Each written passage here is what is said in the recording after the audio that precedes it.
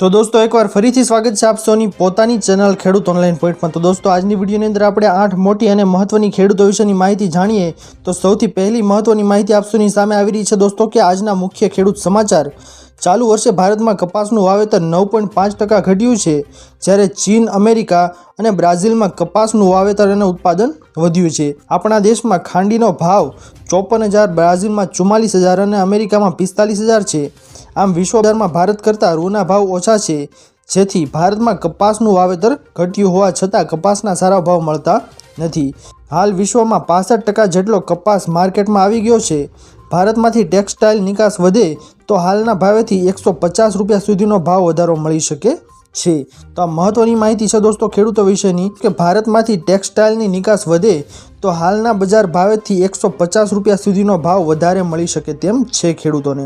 તો દોસ્તો ત્યાર પછીની મહત્વપૂર્ણ માહિતી આપ સૌની સામે આવી રહી છે કે યુનિફોર્મ સિવિલ કોડ વિશેની। ઉત્તરાખંડ બાદ ગુજરાત સ્વતંત્રતા પછી સમાન નાગરિક સંહિતા લાગુ કરનાર બીજું રાજ્ય બનશે। સમાન નાગરિક સંહિતા એટલે કે યુસીસી લગ્ન, છૂટાછેડા, ભરણ પોષણ, મિલકતના અધિકારો, દત્તક લેવા અને વારસો જેવા ક્ષેત્રોને આવરી લે છે। તેથી દોસ્તો યુનિફોર્મ સિવિલ કોડ છે તે કાયદો હવે ગુજરાતમાં પણ લાગુ થશે। પહેલાં આ કાયદો છે તે ફક્ત ઉત્તરાખંડમાં હતો, પરંતુ હવે ગુજરાત છે તે બીજું રાજ્ય બન્યું છે।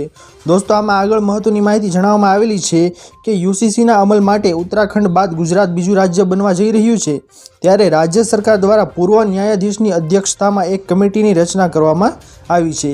ગુજરાતના મુખ્યમંત્રીએ ઐતિહાસિક નિર્ણય કર્યો છે, જેમાં સમાન સિવિલ કાયદાની આવશ્યકતા ચકાસવા મહત્વની સમિતિની રચના કરવામાં આવી છે, જેમાં મુસદ્દો તૈયાર કરવા કમિટી બનશે તેમ મુખ્યમંત્રીએ જણાવ્યું હતું। આપનું શું કહેવું છે દોસ્તો કે ગુજરાતમાં આ કાયદો આવવો જોઈએ કે ન આવવો જોઈએ? આપ કમેન્ટ કરીને અમને જરૂર જણાવજો। ત્યારબાદની મહત્વપૂર્ણ માહિતી આગળ આવી રહી છે દોસ્તો કે પવન ફૂંકાશે આગાહી। હવામાન વિભાગની આગાહી પ્રમાણે આગામી 24 કલાકમાં 2 થી 3 ડિગ્રી તાપમાનમાં વધારો થતાં ઠંડી ઘટશે। દરિયાકાંઠા પર હવામાન વિભાગના એલર્ટ પર નજર કરીએ તો દરિયાકાંઠામાં 45 થી 55 કિલોમીટરની ગતિએ પવન ફૂંકાશે। પ્રેશર ગ્રેડિયન્ટ વધતા હવામાન વિભાગે એલર્ટ આપ્યું છે। સૌરાષ્ટ્રમાં માછીમારોને દરિયો ન ખેડવાની સૂચના પણ આપવામાં આવી છે। તો દોસ્તો 24 કલાકમાં 2 થી 3 ડિગ્રી વધારો તાપમાનમાં થાય તેવી આગાહી કરવામાં આવી છે। ત્યારબાદની મહત્વપૂર્ણ માહિતી આવી રહી છે દોસ્તો કે સહારામાં અમિત શાહની જાહેરાત। સહારાના રોકાણકારો માટે સારા સમાચાર આવ્યા છે દોસ્તો। અમિત શાહે લોકસભામાં જણાવ્યું હતું કે 28 જાન્યુઆરી 2025 સુધીમાં સહારા ગ્રુપની સહકારી મંડળીઓના 11,61,077 થાપણોને કુલ 2025.75 કરોડ રૂપિયા પરત કરવામાં આવ્યા છે। CRCS એટલે કે સહારા રિફંડ પોર્ટલ અનુસાર હવે જેમની 5 લાખ રૂપિયા સુધીની રકમ સહારા ઇન્ડિયામાં ફસાયેલી છે તેઓ તેમના રિફંડ માટે અરજી કરી શકે છે।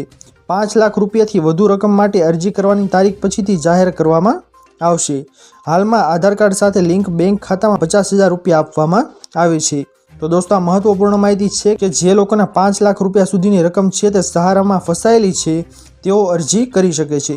ત્યાર પછીની મહત્વપૂર્ણ માહિતી આગળ આવી રહી છે દોસ્તો કે અકસ્માતમાં 25,000 રૂપિયા। કેન્દ્ર સરકાર માર્ગ અકસ્માતના ઘાયલ લોકોને તાત્કાલિક હોસ્પિટલમાં લઈ જનારા સારા લોકો માટે ઇનામની રકમ વધારીને 25,000 રૂપિયા કરવામાં આવશે। હાલમાં આ રકમ 5,000 રૂપિયા છે। કેન્દ્રીય માર્ગ પરિવહન અને રાજમાર્ગ મંત્રી નીતિન ગડકરીએ પુણેમાં એક કાર્યક્રમ દરમિયાન આ માહિતી આપી હતી। જો રોડ અકસ્માતના 1 કલાકની અંદર પીડિતને હોસ્પિટલ લઈ જવામાં આવે છે, જેને ગોલ્ડન પીરિયડ કહેવામાં આવે છે, જેથી દોસ્તો જે પણ લોકો છે તે આવા કામમાં મદદ કરશે તેઓ લોકોને પહેલાં ઇનામ 5,000 હતું તેને વધારીને હવે 25,000 કરવામાં આવ્યું છે, તો તેવા લોકોને 25,000 રૂપિયા સુધીનું ઇનામ મળી શકે છે। ત્યારબાદની મહત્વપૂર્ણ માહિતી આગળ આવી રહી છે દોસ્તો કે FIR હવે ઘર બેઠા ફરિયાદ। દોસ્તો FIRમાં ગુજરાત સરકાર હવે લોકોને તમામ ફાઇલ કરવાની સુવિધા આપવા જઈ રહી છે। અગાઉ વાહન ચોરી કે મોબાઈલ ચોરીના કિસ્સામાં સિટીઝન પોર્ટલ અથવા તો સિટીઝન ફર્સ્ટ મોબાઈલ એપ દ્વારા ફરિયાદ નોંધાવી શકાતી હતી, પરંતુ હવે દરેક પ્રકારની પોલીસ ફરિયાદ ઓનલાઈન કરી શકાશે। ચોરી, લૂંટ, હુમલો, સાયબર ક્રાઇમ હુમલો, દુરુપયોગ, ખંડણી, વ્યાજખોરી, ખંડણી, બળાત્કાર, છેતરપિંડી, આત્મહત્યા, હવે તમે આ બધી ફરિયાદો છે તે ઘર બેઠા પોતાના ઘરેથી કરી શકો છો। હવે તમારે પોલીસ સ્ટેશને આ બાબતે આવવાની જરૂર નહીં પડે।